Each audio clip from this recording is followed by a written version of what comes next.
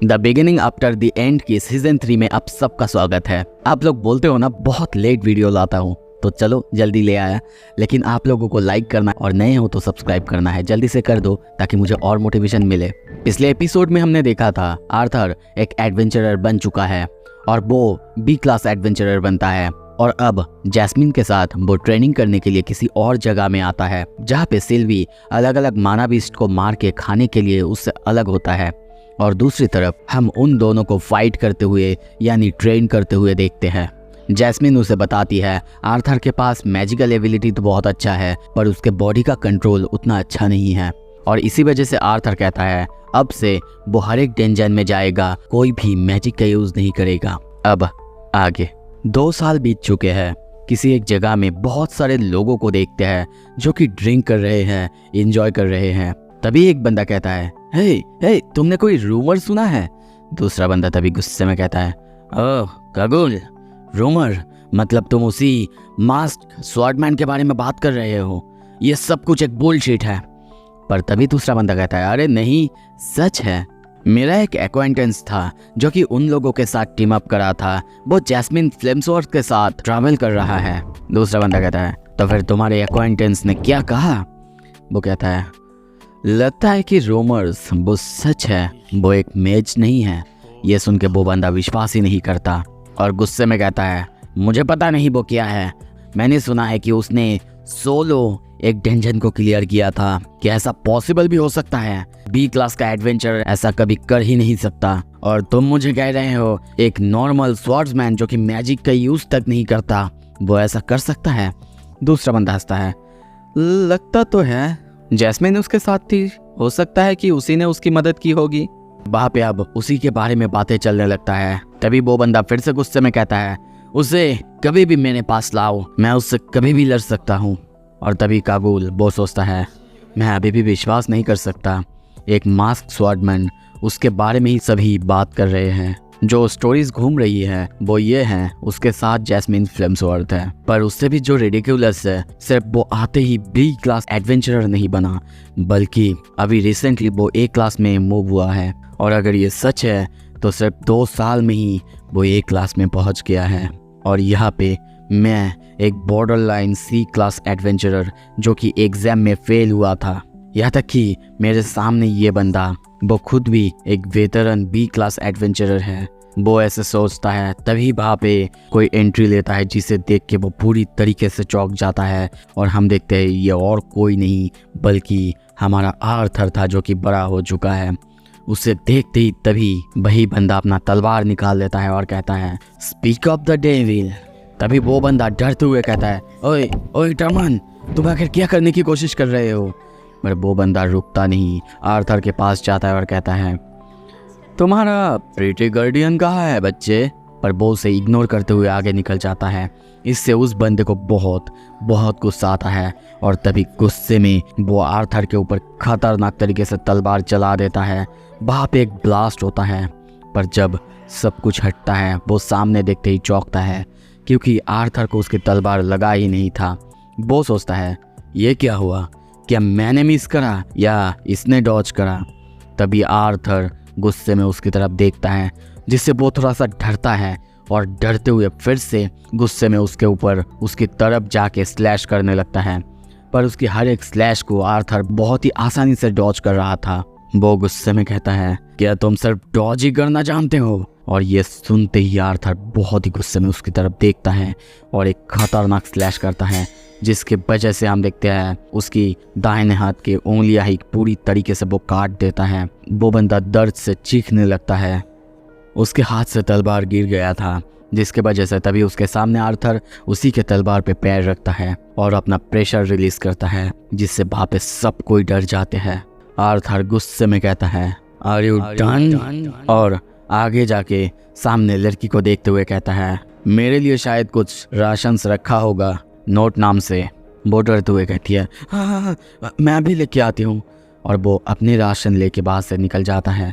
सामने जैस्मिन को देखते हैं। वो कहती है अरे इतना देर क्यों लगा तुम्हें, और तुम्हारे मास्क पे ये खून क्यों? वेटर्स ने ज़्यादा ही टाइम लगा दिया। और बाकी मैं क्या बताऊँ। सीन शिफ्ट होता है, हम उन दोनों को जाते हुए देखते हैं। जंगल पार करते हुए आर्थर अपने मॉम और डैड को खत लिख रहा था। डियर मॉम, डैड, जब तक आप ये पढ़ेंगे तब तक शायद मैं डेंजन के अंदर होऊंगा।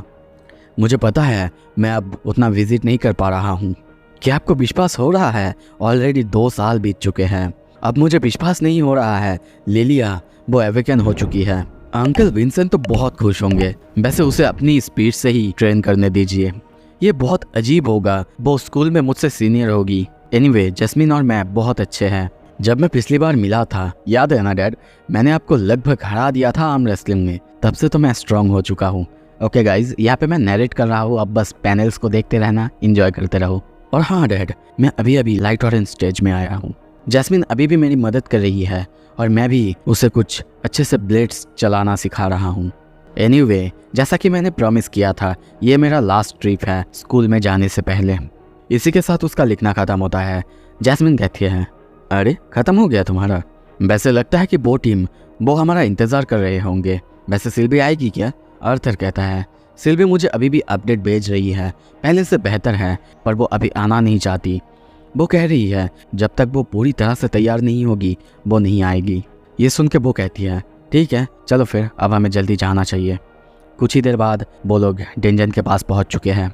वहाँ पे आते ही सबसे पहले उसकी नज़र लूकस पर पड़ता है। तभी वहाँ पे एक बंदा आता है जो कि उससे हैंडशेक करके बहुत खुश होता है क्योंकि आर्थर का ग्रिप बहुत अच्छा था। वो अपने आप को इंट्रोड्यूस करते हुए नाम बताता है, रेगिनाल्ड बेस्टॉन, एक ए क्लास का ऑगमेंटर। और एक एक करके अब सभी अपने आप को इंट्रोड्यूस करता है, जैसे कि कैरियल, और वहीं पे था एलिजा नाइट, ए क्लास का डार्क ऑरेंज कंज्यूरर। तभी वहीं पे और एक बंदे को देखते हैं, ओलिवर हेम्बेट, ए क्लास डार्क येलो स्टेज कंज्यूरर। उसे देख के आर्थर थोड़ा सा सोचता है, ये बंदा थोड़ा सा कॉकी लग रहा है। तभी वहाँ पे एक समांथा टेम्पिस नाम की एक बहुत ही खूबसूरत लड़की को देखते हैं जो कि डार्क येलो स्टेज में है, एक ए क्लास का कंज्यूरर। वो आर्थर के पास आके कहती है, तुम्हारे बारे में मैंने बहुत कुछ सुना था, प्लीज़ मेरी थोड़ा सा ध्यान रखना।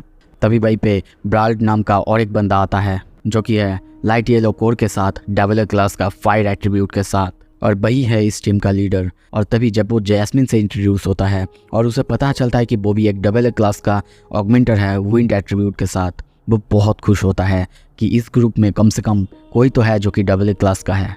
और तभी नोट यानी आर्थर अपने आप को इंट्रोड्यूस करते हुए कहता है, लाइट ऑरेंज स्टेज, ए क्लास ऑगमेंटर, फायर एट्रीब्यूट। ये सुन के तभी समांथा कहती है, फायर एट्रीब्यूट? मैंने तो सुना था कि तुम्हारे पास कोई भी एलिमेंटल एफिनिटीज नहीं है। आर्थर कहता है, ओह ना, ऐसा कुछ नहीं है, मैं बस मैजिक का यूज़ नहीं कर रहा था पर्सनल रीजंस की वजह से। तभी ब्राल्ड उन दोनों के पास बैग देख के कहते हैं, ओह तो फिर तुम दोनों के पास डायमेंशन रिंग्स नहीं है ना? ठीक है लुकस। पर लुकस गुस्से में कहता है, ओलिवर से पूछो, मेरा ऑलरेडी फुल हो चुका है। ओलिवर कहता है, नहीं हो सकता, मेरे पास तो समांथा के बैग्स हैं। पर तभी एलिजा कहती है, मेरे यहाँ पे थोड़ा सा रूम तो है। और तभी देखते एलिजा अपने अंगूठी के अंदर उन सब के बैग्स और बाकी सारे सामान रख लेता है। आर्थर ये देख के सोचता है, लुकस को तो मैंने एक्सपेक्ट करा था, पर यहाँ तक कि एलिजा के पास भी डायमेंशन रिंग है, क्योंकि ये टेक्नोलॉजी ये वो लोग छोड़ के गए थे जिन्होंने कि द फ्लोटिंग जायरस सिटी को बनाया था। और ये बहुत बहुत ज़्यादा महंगे आते हैं, लगभग एक अंगूठी जिसमें कि बहुत कम स्टोरेज भी है, वो भी 1000 गोल्ड का। सारे बैग्स अंगूठी के अंदर जाने के बाद एलिजा कहता है, सिर्फ इतना ही था ना? आर्थर कहता है, हाँ थैंक यू सो मच। ये सुन के एलिजा बहुत ज़्यादा खुश होता है। अब ब्राल्ड सबको लेके अंदर जाने लगता है। कुछ देर बाद वो लोग आगे बढ़ रहे थे, पर वहाँ पे कुछ भी नहीं था, मतलब कोई भी माना बीस्ट या फिर कुछ भी नहीं था। ये देख के लूकस कहता है, अरे ये क्या, यहाँ पे तो कोई भी माना बीस्ट नहीं है, ये अजीब है। पर वो लोग अंदर जा रहे थे, तभी ऊपर से एक छोटा सा पत्थर का टुकड़ा नीचे गिरता है, जो देख के ब्राल्ड ऊपर की तरफ देखता है और पूरी तरह से डर जाता है, क्योंकि ऊपर बहुत सारे बैट जैसे मॉन्स्टर्स थे। वो देख के ही चीखता है, बैट रनर्स! और तभी सबके ऊपर बहुत सारे मॉन्स्टर हमला कर देते हैं। सब उनसे लड़ने लगते हैं, फाइट करने लगते हैं, और अब सब मिलके एक साथ हो जाते हैं और एक ही साथ सारे मॉन्स्टर्स यानी सारे माना बीस्ट से फाइट करने लगते हैं। ब्राल्ड कहता है, टीम इनको मारने का कोई फ़ायदा नहीं है, अपनी माना और स्टेमिना को बचाओ। पर यह बात बिना सुने तभी देखते हैं लूकस फायर साइक्लोन का यूज़ करता है, सारे के सारे मॉन्स्टर्स को जला देता है। ये देख के तभी ब्राइल्ड उसके पास आता है, गुस्से में कहता है अभी अभी मैंने क्या कहा था, अपनी माना को उनके ऊपर वेस्ट मत करो। पर लूकास को बहुत गुस्सा आता है और वो कहता है आखिर प्रॉब्लम क्या है, मैंने उन्हें जल्दी जल्दी मारा ताकि बाकी सबकी माना और स्टेमिना बचे। ये सुन के ब्राइल्ड चुप रहता है और सबको कहता है चलो जल्दी जल्दी यहाँ से, इससे पहले कि वो सब फिर से जाग जाए। और तभी देखते हैं वो सारे मॉन्स्टर्स अब एक साथ होके फिर से जिंदा हो रहे थे और उनके ऊपर हमला करने लगते हैं। तभी आर्थर नरेट करता है ये डेंजन ये बहुत ज़्यादा इनफेमस है अपने मिस्टीरियस इनहेबिटेंट्स के लिए। इसके अंदर ऐसे मानाविस्ट रहते हैं जिनको कि मारा ही नहीं जा सकता, जिनके अंदर ना माना कोर होते हैं और ना कुछ, और इसी वजह से इस डेंजन का नाम रखा गया द डायर डॉम्स। अब वो लोग आगे बढ़ रहे थे। ब्राल तभी एक जगह को देखते हुए कहता है ये वही जगह है जिस जगह को मैंने लास्ट टाइम मार्क करा था।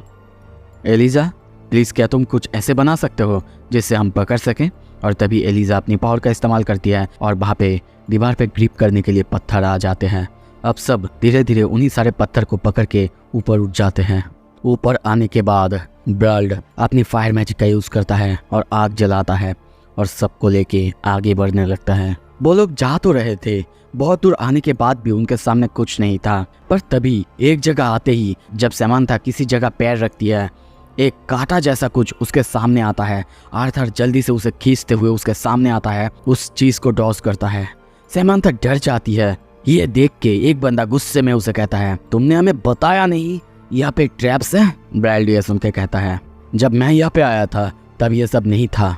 ओलिवर तभी सैमंथा के पास आता है और कहता है क्या तुम हर्ट हो, क्या तुम्हें मदद की ज़रूरत है, मैं तुम्हें हील करूं। पर सैमंथा घूमते हुए इग्नोर करते हुए कहती है नहीं मैं ठीक हूँ, और सामने आर्थर को देखता है।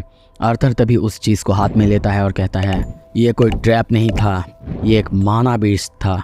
ये सुनते ही सब डर जाते हैं। ब्राइल्ड तभी सबको फिर से आगे जाने के लिए कहता है और वो लोग फिर से आगे जाने लगते हैं। पर बहुत दूर चलने के बाद भी उनके सामने फिर से कुछ नहीं था। एक जगह आके तभी ब्राइल्ड कहता है हम लोग आ चुके हैं गाइस, पर कुछ गड़बड़ है। लूकास मजाक में कहता है लेट मी गेस, मतलब जब पिछली बार तुम आए थे ये जगह इतना गर्म नहीं था, है ना। वो कहता है हाँ बिल्कुल ये नहीं था। आर्थर भी सोचता है मुझे भी ये फील हो रहा है, नहीं ये हीट नहीं बल्कि एक बहुत पावरफुल प्रेशर। वो लोग अंदर जा रहे थे और जितने अंदर जा रहे थे ये जगह उतना गर्म हो रहा था। पत्थर जैसे कि लाल हो रहे थे, लावा जैसा कुछ फट के बाहर निकल रहा था। और तभी जमीन कांपने लगता है। एक बहुत खतरनाक सा माना बीस्ट उनके सामने आता है। सब डर जाते हैं। ब्राइल चिल्लाता है कैरियल। कैरियल ये सुनते ही जंप करता है, अपने शील्ड से बाप एक जोरदार वार करता है, जिससे हम देखते हैं बाप एक बहुत बड़ा सा बैरियर आ जाता है जिसके अंदर सभी थे। कैरियल कहता है ये आखिर क्या है ब्राइल्ड, क्या ये पिछली बार था। वो कहता है नहीं ये नहीं था। ये सुनकर वो कहता है इसका क्या मतलब है, ये कोई सेंस नहीं बनाता, नए मानाविस्ट कोई डेंजन के अंदर ऐसे ही नहीं आ सकते। तभी वो मानाविस्ट को देख के सब डर जाते हैं, पर वो मानाविस्ट उनके ऊपर कोई भी हमला करे बिना उनको पास करते हुए निकल जाता है। सबको थोड़ा सा अजीब लगता है। एलिजा कहता है लगता है कि ये बीस्ट हमारे पीछे नहीं था।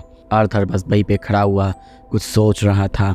तभी ओलिवर आगे जाते हुए कहता है क्या तुम लोग यहीं पे खड़े रहोगे और इस कीड़े को डिग करते हुए देखोगे, या फिर उन सारे कीमती आर्टिफैक्ट्स के पीछे जाओगे। वो आगे जाने लगता है। ब्राइल्ड उसे वापस आने के लिए कहता है, पर वो कहता है मैं समंथा, मुझे अच्छे से फॉलो करो, मेरे पीछे आओ। हालांकि मैं दूसरों को प्रोटेक्ट नहीं कर पाऊंगा, पर तुम अलग हो। समंथा कहती है मुझे नहीं लगता कि ये अच्छा आइडिया है। ब्राइल्ड भी कहता है ए वापस आओ, हमें नहीं पता यहाँ पे क्या हो रहा है। ओलिवर ओलिवर, पर वो आगे जाने ही लगता है। आर्थर तभी जब आसपास देखता है पूरी तरीके से डर जाता है, चिल्लाता है लूकास हीट वेव बैरियर का यूज करो अभी। और वो तेजी से जाके ब्राइल्ड को खींच के अंदर लाता है। लूकास डर जाता है और तभी इंस्टेंटली बैरियर का यूज करता है। बैरियर के अंदर सभी थे सिवाय ओलिवर के। आर्थर चिल्लाता है ओलिवर बैरियर, पर वो कुछ और करता उससे पहले ही वहां पे जोरदार ब्लास्ट होता है। चारों तरफ आग फैल जाता है।